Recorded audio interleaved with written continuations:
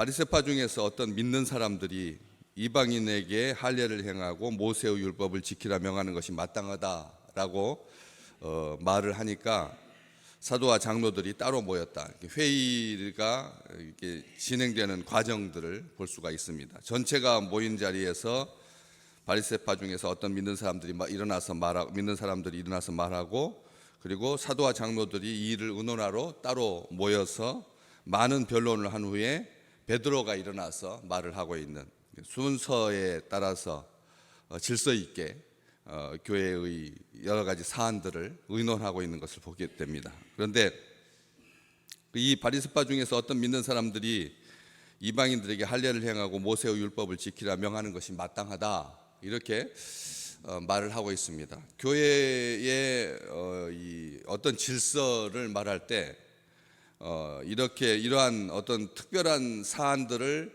이방인들에게, 새 가족들에게, 새 식구에게, 새롭게 믿게 된 사람들에게 명하라는 것이 마땅하다, 명령하는 것이 마땅하다.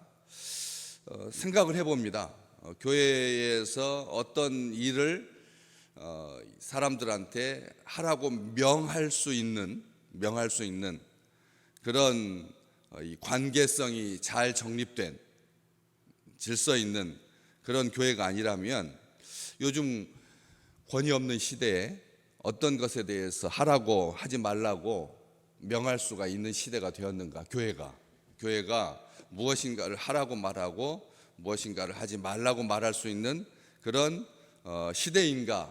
권위 부재의 시대, 저마다가 자기가 권위라고 생각하는 그런 시대에 뭔가 좀 이방인들이 예수를 믿고 신앙생활하는 것이 내키지 않아 보인 거죠. 내키지 않은 겁니다. 그러니까 뭔가 부족하다고 느꼈던 거죠. 유대인들 자기들이 이 바리새파, 유대인들 중에서도 유대인이라고 자부하는 이 바리새인들이 보기에 이방인들이 신앙생활하는 것이 약간 가벼워 보이는 거죠. 찜찜하기도 하고 내키지 아니하고 뭔가 좀 부족한 듯한 느낌이 드는 거예요. 여러분 안 그러겠어요? 평생을 수천 년에 걸쳐서 하나님의 백성으로 율법을 지키면서 할례를 행하고 그렇게 살아왔던 그런 사람들이 보기에 이방인들이 예수 믿고 신앙생활한다, 이거 참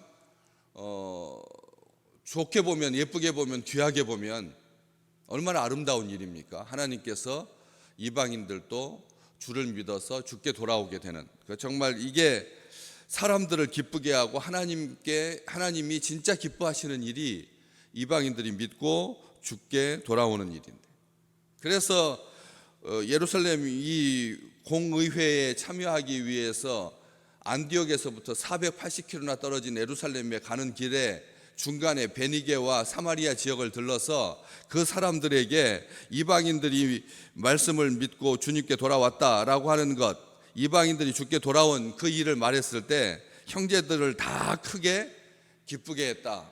하나님이 이방인들이 믿고 주께 돌아오는 것이 기쁨이 되도록 하나님께서 믿음의 형제들의 마음을 움직여 주셨기 때문에 기뻐할 수가 있었다는 거죠. 영생을 주시기로 작정한 자는 다 믿게 되는 것, 여러분 원하십니까? 이 지구상에 존재하는 하나님께서 영생을 주시기로 작정한 사람들이 다 믿는 거 진심으로 원하십니까?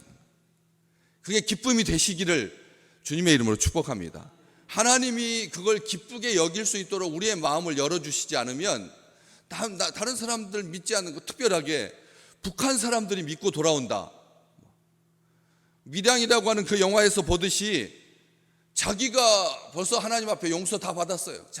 자기 자식을, 남의 자식을 유괴해가지고 살인해가지고 저수지에다가 버렸는데, 거기에다가 가보니까 자기 혼자 다 해결받아가지고 하나님 앞에 오 주여 할렐루야 그렇게 용서받고 예수 믿는 거 가짜 믿음이지만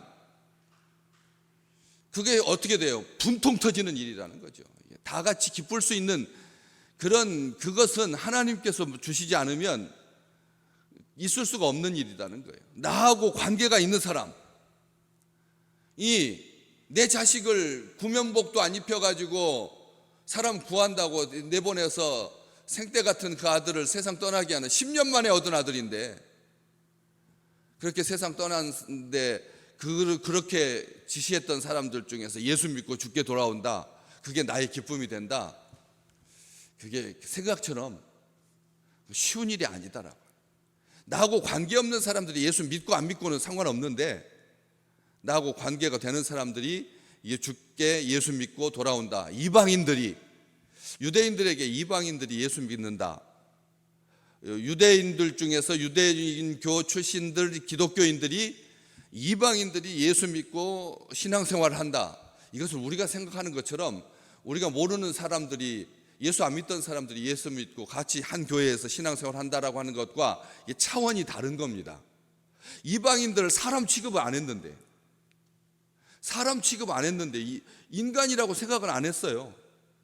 지옥의 땔감으로밖에 생각하지 않았는데 개 취급했는데요. 개 취급했는데 그런 사람들이 예수 믿고 같이 신앙생활하고 같이 밥을 먹고 같은 교회에 다닌다, 이게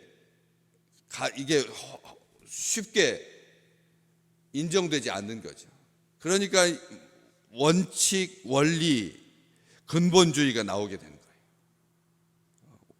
모세의 율법을 행하고 율법을 지키고 할례를 행한다. 그래도 두 가지 정도는 거기다가 있어야 그래도 좀 모양새가 난다라고 하는 생각. 이게 여기에서 이제 문자주의가 나오고, 교리를 절대 준수해야 된다, 그래서 목숨을 걸고라도 이것을 지키려고 하는, 아주 굉장히 그런 사람들 보면 확신에 차 있습니다. 자신감 넘치고요. 미국에서 실험해 봤어요. 정말 기독교 교리에 대해서 어떤 사람들이 제일 잘할까? 여러분 생각할 때 하나님의 모세의 율법에 대해서 제일 잘하는 사람들이 누굴 것 같습니까? 유대인들이겠죠. 당연히 유대인들이 아니겠어요? 기독교에 대해서, 하나님의 법에 대해서, 십계명에 대해서 누가 잘하는가? 이게 앙케이트 설문조사를 쭉 했더니 아주 엉뚱한 결과가 나왔어요. 누가 제일 기독교에 대해서, 하나님의 법에 대해서 잘할까? 천지 창조에 대해서, 그리고 인간은 언제 창조했고 어떻게 타락했고 바벨탑은 뭐고 가인과 아벨 사이에서 어떤 일이 벌어졌고, 우리가 생각할 때 예수 믿는 사람들이 제일 답을 잘 쓸 것 같잖아요. 정반대로 나왔어요. 1등이 무신론자. 기독교에 대해서 제일 답을 제일 정확하게 한 사람들이 무신론자, 그 다음에 유대인, 그 다음에 몰몬교. 여러분 이렇게 나왔다니까, 순서가. 우리가 생각할 때 기독교 교인들 참 허당입니다. 허당이에요. 무신론자보다도 성경에 대해서 모르는 거예요. 무신론자분들이 오히려 성경을 더 연구하고 더 잘한다니까요. 이 설문조사를 잘 기억하십시오. 그렇기 때문에 그런 사람들 그러다 보니까 겉멋만 들어가지고 나는 하나님의 백성이다, 나는 몸에 할례를 했다,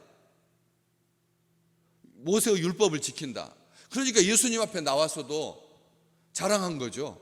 우리들은 일주일에 2번씩 금식합니다. 자랑한 거예요. 예수님한테, 안식일의 주인이신 예수 그리스도께 자기 자랑을 늘어놓았잖아요. 그런 사람들, 이 사람들은 자기들의 주장에 맞는 선택된 성경 구절들에게만 익숙해요. 다른 건 모르고 자기들의 주장을 펼칠 수 있는 성경 구절만 딱 붙들고 그것만 암송하고 그것에 익숙한 거예요. 그러니까 그걸 가지고 자기들의 신념, 자기들의 기준을 절대화하는 거죠. 참 무서운 것입니다.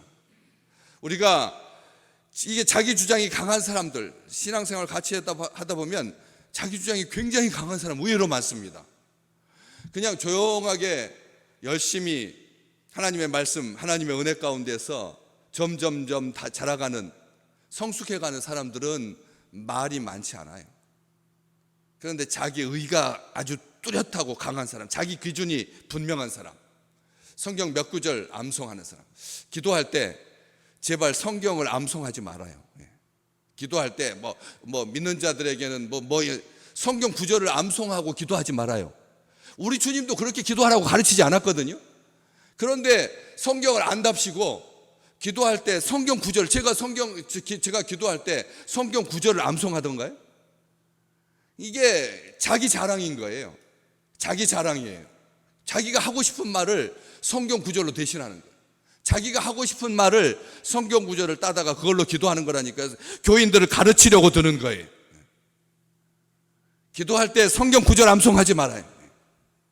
그것도 암송도 못하고 써가지고 읽으면서 마치 성경을 잘 알고 있는 것처럼 그렇게 기도하는 것, 완악한 것입니다. 우리 주님께서도 그렇게 하지 않으셨는데, 우리 주님께서도 그렇게 기도하지 않으셨잖아요. 아버지여, 제 기도를 들어주셔서 감사합니다. 주여, 이 고난의 잔을 마시지 않게 해주십시오. 거기에 성경 구절이 있나요? 굉장히 겉멋인 거죠. 이 사람들이 그랬어요. 새 가족들이 들어와가지고 점점점 많아지고 영생을 주시기로 작정한 자는 다 믿고 허다한 제사장의 무리도 다 복종하고 삶의 증거가 나타나고 주의 도에 복종하고 그들 속에서 역사하시는 성령의 임재를 보고 기뻐하고 즐거워하고 격려하고 신앙생활 잘하라고 권면하고 하나님께서 그들을 환영한다라고 하는 표시가 임했으니 오늘 말씀 8절 9절 또 마음을 아시는 하나님이 우리에게와 같이 그들에게도 성령을 주어 증언하시고 9절 말씀 믿음으로 그들의 마음을 깨끗하게 하사 그들이나 우리나 차별하지 아니하셨느니라. 베드로가 이렇게 선포했는데, 이렇게 말했는지 그렇지 않습니까? 베드로 처음에 어땠는데요? 갈라디아서 2장에 보면 베드로도 실족했거든요. 아시잖아요. 음식의 규정 때문에 이방인들과 함께 음식 먹어서는 안 된다라고 하는 자체 규정 때문에 이방인들과 같이 식사하고 있다가 유대인들이 들어오니까 얼른 그 자리를 피해서 도망쳤던 베드로였어요. 그러니까 바울이 뭐랬습니까? 화냈죠. 대놓고. 네가 왜 그렇게 위선적이냐? 이 가식 위선한다. 바울한테 베드로가 혼났습니다. 책망받았습니다. 그런 베드로였거든요. 우리도 그럴 수 있다라고 하는 거예요. 예수 믿는 것으로는 충분치 않아서 거기에다가 무언가를 조금 더 덧붙이려고 선행도 좀 더 하고 예수 믿는다라고 하는 사람이 좀 착해야 하고 예수 믿는다고 하면서 거짓말하지 않아야 되고 예수 믿는다고 하면서 불필요한 절차를 거기다가 권위도 좀 넣어줘야 되고 장로라고 불러야 되고 목사라고 불러야 되고 권위도 좀 더하고 호칭 문제 가지고 아주 예민해지죠. 서리 집사라고 하는 말 듣기 싫어가지고 서리라고 하는 말도 뺐고 담임 목사인데 이거 아직 위임도 못 받은 사람들이 담임 목사라고 하니까 똑같이 담임 목사니까 싫어서 그래서 위임 받은 사람은 위임 목사고 아직 위임 받지 못한 목사는 담임 목사고 정말 이 지구상에서 이렇게 교회의 직책이 많을까? 이렇게 직책이 많을까? 성경에 기록된 직책은 그렇게 없는데 우리끼리 만들어가지고 호칭을 그렇게 붙인 거예요. 은퇴장로, 명예장로, 명예집사, 명예권사 잔뜩 붙여가지고요. 비본질적인 것 가지고 시간 그거 정리하느라고 시간 보내는 거예요. 지금 올해도 108회 총회도 정책기획위원회들 모여가지고 그 호칭 문제 정리하는 것이 그게 총회를 준비하는 일이라니까요. 호칭 문제 정리하는 것이 총회를 준비하는 일이라고요. 정책을 준비하고 기획하고 하는 게 아니라 규칙을 만드는 게 아니라 규칙을 점검하는 게 아니라 존 메가더 목사님, 미국의 보수주의 쪽의 대부라고 일컬어지는 그런 목사님 책 쓰셨어요. 그리스도만으로 충분한 기독교. 한번 따라서 해보실래요? 그게 책 제목입니다. 그리스도만으로 충분한 기독교. 세 가지 조심해라. 신영지주의가 판을 치고 있다. 교회가 지금 현대 교회에 신영지주의. 교회가 시작할 때 시작됐던 이단이잖아요. 영지주의. 영은 선하고 물질은 악하다. 이분법 나눠서 그렇게 신앙생활, 거기다 뭔가 더 하려고 했다. 예수 그리스도는 육신을 입고 오셨기 때문에 하급신이다. 하나님이 최고 신이고 예수 그리스도는 이류신이다. 육신을 입었으니까. 이 시대의 신영지주의가 뭐냐? 기독교 안에 심리학이 들어와 있다. 다 아실 거예요. 심리학이 들어와 있고 실용주의가 들어와 있고 그리고 마지막으로 신비주의도 지금도 있다. 지금 여러분 어떠세요? 왜 자꾸 옛날 이야기 하시죠? 우리가 삼각산 기도원에 가가지고 우리 성도들 다 여름에 가가지고 우리 어른들도 다 가가지고 기도 막 나무 뿌리 잡고 기도했었는데 왜 그런 향수가 있으시죠? 왜 그런 것들을 다시 도입하려고 하는 건가요? 많은 교회들이 삼각산 기도원에 가가지고 순복음 기도원에 가가지고 금식하면서 소나무 뿌리 뽑던 그 기억을 지금 다시 도입해가지고 다음 세대한테도 우리 자기 스스로에게도 내가 이렇게 신앙생활하는 것이 좀 가볍지 않나? 이거 새벽 기도하고 주일 예배 잘 드리고 뭐 수요일날 영상으로 부교육자들이 성경 공부 몇 편 올려놓은 거 보기도 하고 안 보기도 하고 이게 단가? 연탄 봉사도 더 해야 될 것 같고 헌혈도 좀 더 하고 그 다음에 헌옷도 좀 모아가지고 보내야 될 것 같고 월 10만 원씩 한 달에 1년에 120만 원 이거 너무 좀 창피하지 않나? 우리 교회 정도 돼가지고 정식 선교사도 파송해야 될 것 같고 하는 여러 가지 생각들. 하나님께 말씀 듣는 것은 좀 부족하니까 하나님께서 지금 환상 가운데 빛이 쫙 내리고 길을 가다가 뭐 금요일날 저녁에 조용하게 다들 교인들 다 떠나가고 다 가고 나 혼자 남아서 마지막으로 부르짖으면서 기도할 때 하나님께서 내 어깨에다 손을 딱 얹어주시고 따뜻한 온기가 느껴지고 하나님의 음성을 듣고 다 그런 바램들이 있지 않습니까? 그런 마음들. 실용주의 신앙에서 실용주의 저도 조심해야 됩니다. 딱 설교는 정각에 딱 끝내야 돼요. 현대인인데 시작도 칼같이 시작하고 제가 이거 들고 다니잖아요. 스마트폰 제가 이걸 왜 설교를 이걸 왜 들고 다니죠? 이거 왜 지금 48분 5시 48분 19초 왜 이걸 들고 다닙니까? 인터넷에 시간 딱 맞춰서 딱 되면 딱 읽고 그 다음에 10분이 되면 딱 끝나고 하나님 우리 관계에서는 그렇지 않아. 진정한 관계 속에서 이런 게 있나요? 사랑하는 사람인데 48분 12초니까 일어나야 되고 그런 게 있나요? 이것도 인본주의 사람을 맞추는 거죠. 시간 정확히 맞추는 것이 내 인격인 것처럼.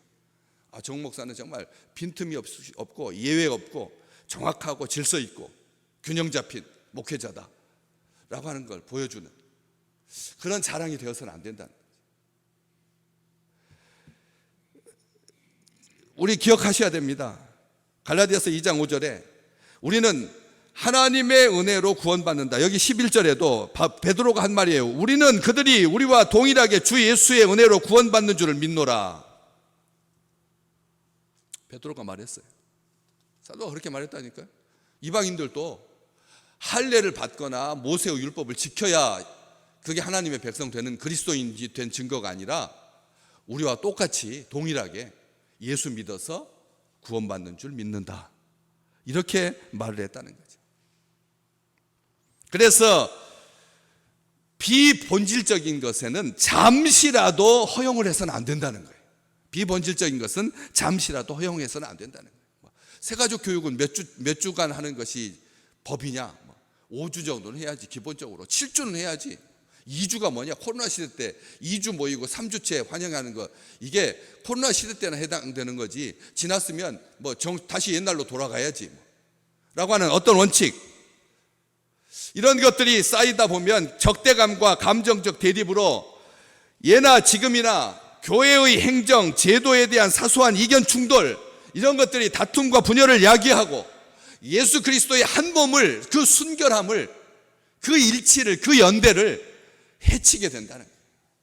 우리 교회 싸우지 아니하고 1대 목사님, 2대 목사님 그래서 다른 교회 형제들이 와가지고 우리 교회 지금 막 너무 시끄러워가지고 뭐 어쩌고 어쩌고 뭐 장로님들 파와 뭐 안수집사 파가 어쩌고 막 이런 것에 대해 해가지고 하도 그런 소리를 많이 들으니까 지금 이렇게 하는 것이 기본인데 이게 기본인데도 이게 자랑이 될 수 있는, 이게 자랑이 되는 새로운 도약의 기회가 되었던 교회의 원칙, 무엇 하나도 인간의 전통과 관습과 문화적인 가치로 장벽을 세워서는 안 된다는 겁니다. 아무것도 세워서는 안 된다는 거예요. 교회가 이런 소리가 들려서는 안 됩니다. 더욱더 사랑하고 더욱더 존중해야지 어떤 그 알량한 자기 원칙 가지고 사람을 이렇게 갈라지고 이렇게 갈라지게 해서 흔들리고 요동치게 만드는 것, 이것은 하나님의 뜻이 아닙니다. 복음의 진보가 이루어지는 것, 복음의 진보가 이루어지는 것, 이것은 서로 존중하고 아끼고 진리로 하나 되는 것 외에는 없습니다. 오직 이 말씀 일부만을 취해서 왜곡 해석하고 인본주의적인 전승까지 가미해가지고 새로운 아성을 쌓아가는 그런 교회가 아니라 오늘 주신 이 말씀처럼 복음의 진리만이 예수 그리스도의 은혜로 구원받는다라고 하는 이 놀라운 축복만이 우리 교회에, 우리 식구들에게, 그리고 장차 하나님의 나라를 이루어갈 다음 세대에 충만하게 이루어지는 복을 온전하게 누리는 우리 교회가 되기를 소망합니다.